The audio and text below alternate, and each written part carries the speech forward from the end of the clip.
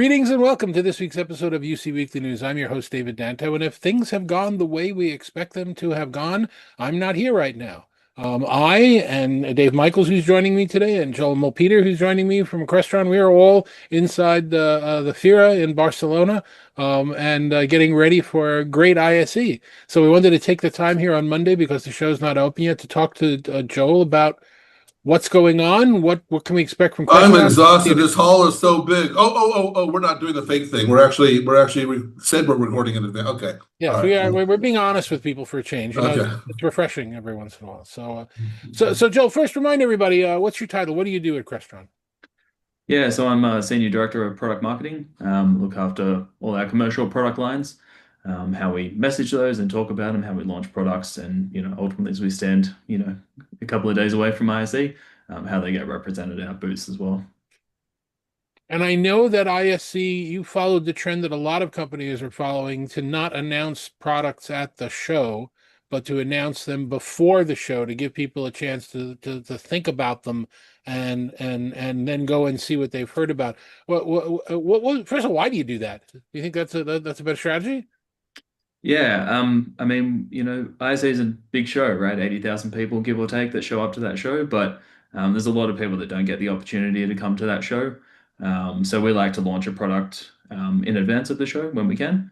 We do a lot of demos. We have product out there. We have our sales team, plus our extended sales force through integrators and dealers out there talking about all these products. All that's happening concurrently whilst we're standing at a show, putting them on walls and doing all the social and all the things there as well. So it's really an effort just to get the products to more people in the most efficient way. Okay. So give us the nutshell of the announcements. I wrote down when we had a conversation something like five of them, but you could also say there were three big ones. What's the gist of all of it? Yeah, so we launched five total products or announced five total products. And really they're all based around this idea of engineering a culture of collaboration.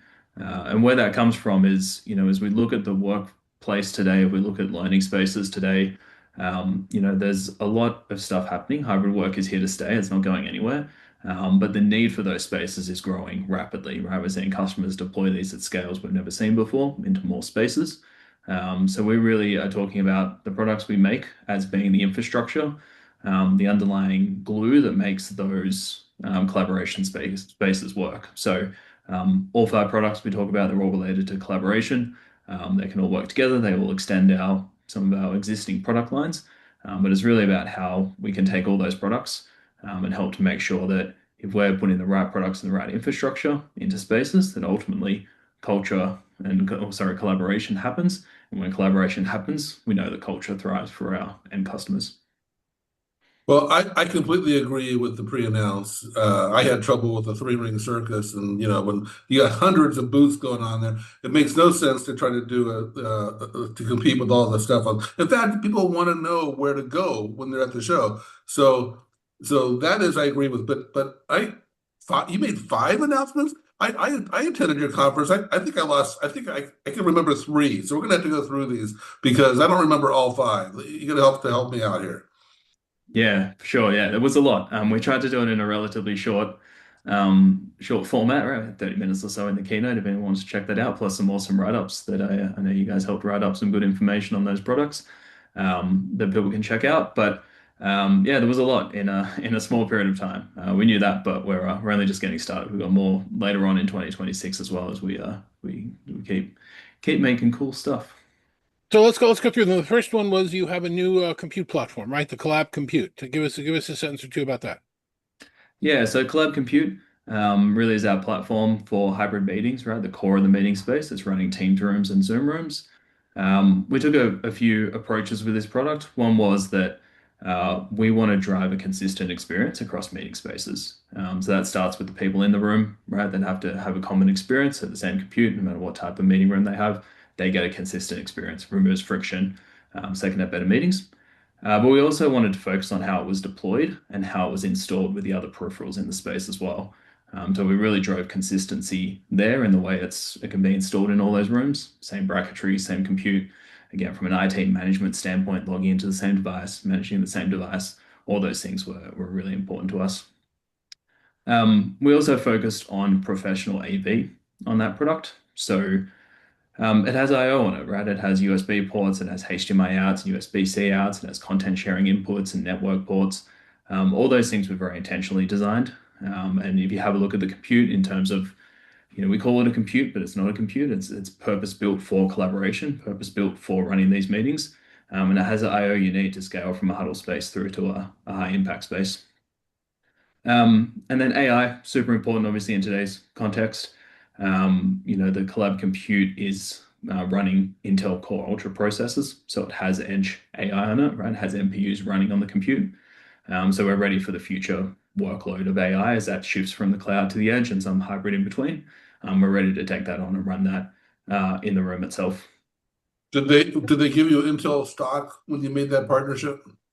We've been a long time partner of Intel at Crestron, Because so it's really been going up. I don't know if you've seen that, but it is. Intel is just like, yeah, taking off, which is really impressive.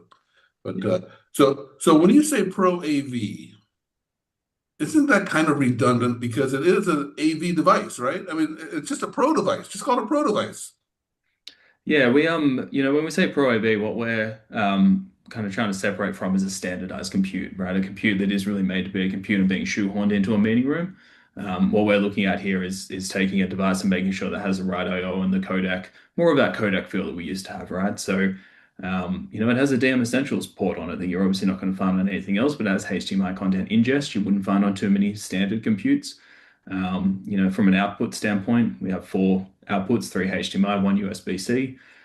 So we can do 21 by 9 displays on USB-C and 5K. So all the things we just need as an industry to design all the different types of spaces we end up trying to deploy Teams rooms and Zoom rooms into.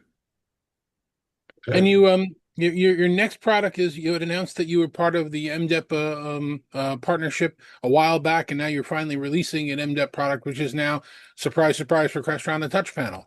Tell us Yep. a little bit about that. Yeah, so we're launching the 80 series touchscreens as well. So that's a generational update in touchscreens, right? We've been making touchscreens for a while, or user input devices at Crestron, being a control system company. But the 80 series touchscreens is our latest generation of those. So yeah, built on MDEP. So we get to take advantage of the work the MDEP team at Microsoft has been doing with bringing that security posture forward and that standardization forward, and the tools we use to deploy and manage those. But for us, it is our touch panel, right? It is doing what we do with room control, right? So walking in a room, automating, simplifying the space. But we also think about it as our UC interface, right? So as we run Teams and Zoom rooms, pairing with things like the cloud compute, it's running the interface for that, and then scheduling outside of the room as well with all those applications. And then our scheduling panels, built-in light bars, all those kind of things you'd expect. UC panels built for those UC applications. We do have a day two or release two feature coming to those as well, doing BYOD through the panel. So it'll come a little bit after launch. And then our standardized control as well. So really covering all those touch points of a meeting space. That's great. It's interesting. So now the other ones I think are, well, no, you have the let's do the NAX because that's a new platform, and then the other ones are just kind of enhancements to some of your other products. But what's the NAX story? Yeah, so NAX is a audio platform. It's an ecosystem of devices. So it has a common core, this audio processor that you put in the room. It's the thing you log into, the thing where you do all the settings and set it all up. And then you pick the right peripherals that sit with that core. So that audio processor has things like pods that can connect to it. We have a partnership with Sennheiser with the TCCM. We have our PoE speakers as well in that mix, but you're really logging into that device, pairing the speakers, mics for the room, and that's your UC audio setup done. The hub has the USB out, connects to your codec, can connect to platforms like AirMedia as well. But the whole point is to do everything off audio over IP. So the whole backbone of that system is leveraging our DMMBX AV over IP technology to extend the audio. And then we are really focused on a minimal time to audio. So when you plug these devices in and you pair them, you should have a minimal time to audio. Audio runs pretty much straight away, and you hear the far end, and you can talk to the far end as well. So really trying to simplify that deployment, and then making it modular. So we have a pod-like device that does the microphone and speaker. Can have one in a huddle space. If you need to add more, you simply plug in more, and you can go up to 8 total. So you can scale across room sizes as those room sizes change and adjust. For all these, when are we going to see these products? Sometime, I guess, just before InfoComm?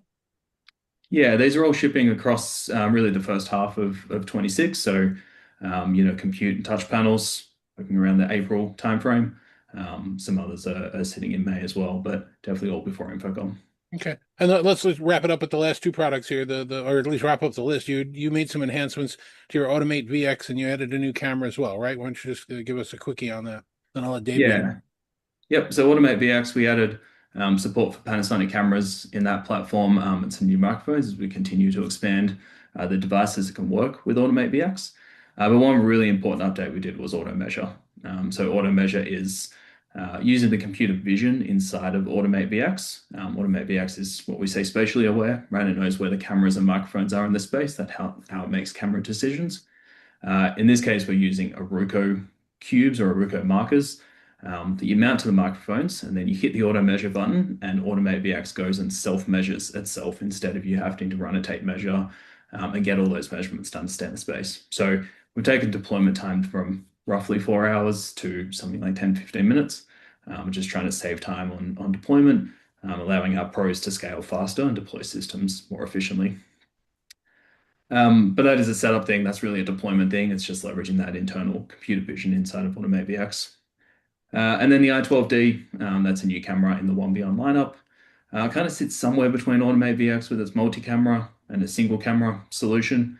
It's a dual head PTZ camera, has things like speaker tracking built into it, group framing, and can also expand out to other external cameras over the network as well with what we call intelligent switching.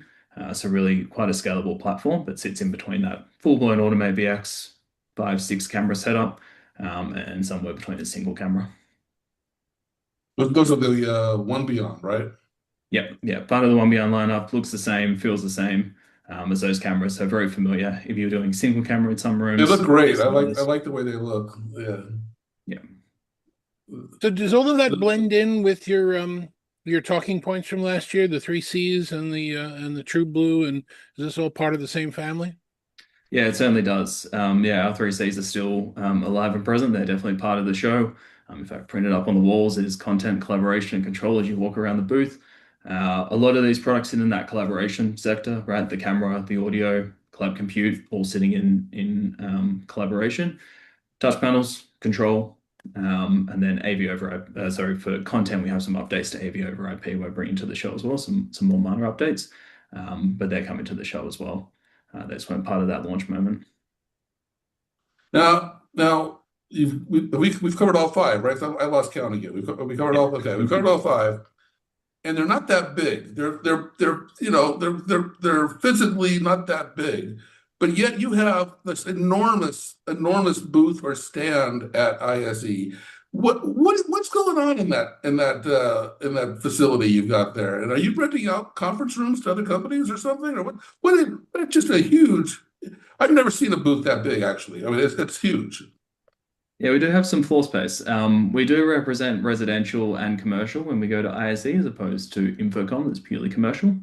So there's a residential part to the booth as well for our residential and hospitality products. So all the Crestron But employees sleep there too? Is that you running a little hotel in there? that would be efficient. That would be efficient. Yeah, no, we try to represent every product we have, right? So we just want to make sure when you come to a Crestron booth, you're seeing the whole lineup of the most important products in all their glory. We also want to make sure we have some experience spaces. So it's always having that nice mash between product walls, product demos, and having experiences where we're bringing those technologies and products together for a use case. So we have a use case for hospitality with AV over IP, a boardroom, and a training room, all set up in this space as So well. you'll be able to see the collab compute in action with the One Beyond cameras. Yep. All of that will be present at the show. Everything we launched as that moment will be there to see. You can pick it up, touch it, feel it, ask all our subject matter Well, experts. now I feel Any silly questions. booking an airplane ticket. I should have just connected remotely. Yeah. Well, it's a little hard to get the experience of ISC remotely, and trust me, I'm the one who walks in wearing a polo shirt that says, this should have been a video call. But why don't you tell us a little bit about the experience just for a second? So we're going to walk in through the main entrance of the Fira, and the first hall that you have the hall one to the right, hall two right in front of you. You walk through the hall two corridor, or you walk above, whether you're on the roadway, and you guys are right at the beginning of the hall three to the right as you walk in, correct?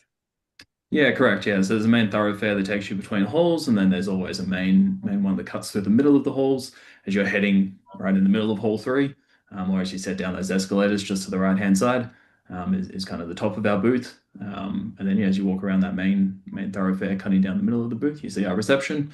You can split off to commercial or split off to residential, and that's kind of where the journey starts.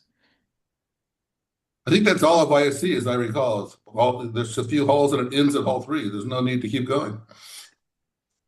No, there is an innovation center. Sometimes there are exciting companies and people there, and there are other halls, and you never know if you're going to want to buy a consumer television or figure out how to string lights across your patio or something. But as far as we're concerned in meetings, we're pretty much done in hall 1, 2, and 3. So yes, Crestron is the end of or the beginning, depending upon how you look at it, of the experience that we care about at the show. And in fact, this year, let me play the animation just for a second.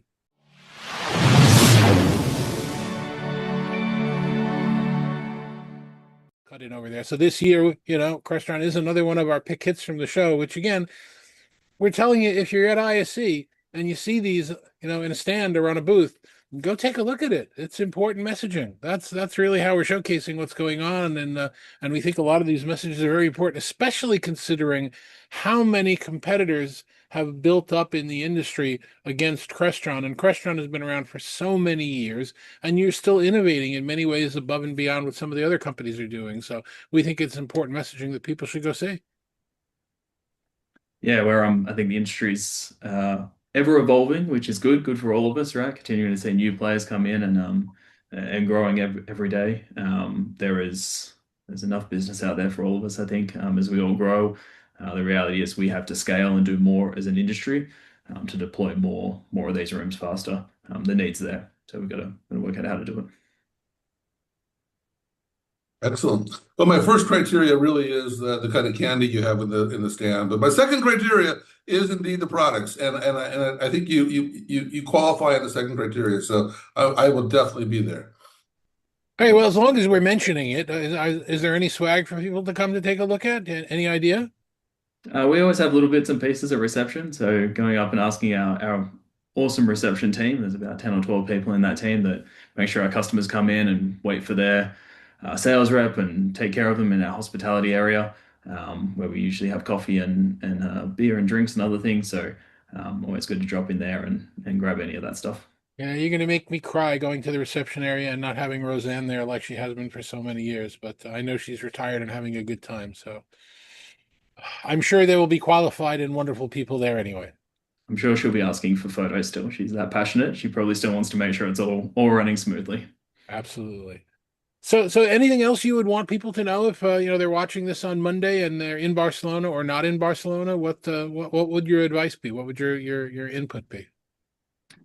It would be obviously come across to the Crestron booth, check the stuff out. If you miss out on getting to the Crestron booth or you don't spend enough time there, obviously reach out to any one of our salespeople, sales staff, or anyone in the company we'll find a way to get those products to you, so we can show them and talk about them.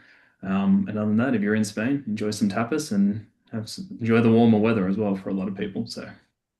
And as you were telling us before we started, if you're not in Spain, you've got the announcement video up on your website, right? Do you know what the link is for that? Yeah, it is on our website. There's a bunch of banners. It's called Engineering a Culture of Collaboration. It should be pretty easy to find with a search from there. Inside of there's the keynote we played on Jan 20th. And then we also have a webinar series that goes a deeper dive into each one of these products. It's all happening after ISE, so you can register for those at the same time. Those are kind of 2 weeks apart, starting from the end of Feb till sometime in May. Crestron.com. Yep. Awesome. Dave, anything else on your end? No, I'm going to practice counting, but no, I think I'm looking forward to it. Be great. Awesome. Joel, thank you very much for joining us. We will try and make this an annual thing. This is 2 years in a row. You kind of gave us the preview to ISE. We will all be there in the FIRA from I'll be there from Monday, but from Monday through to Friday, and look forward to getting our hands on some of the things that you described here.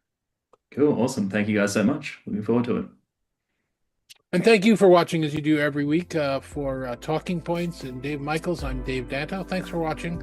Next week will be the big wrap-up show from ISE. We'll show you all the things that we found as we were walking around and the rest of our pick hits. Take care. We'll see you then.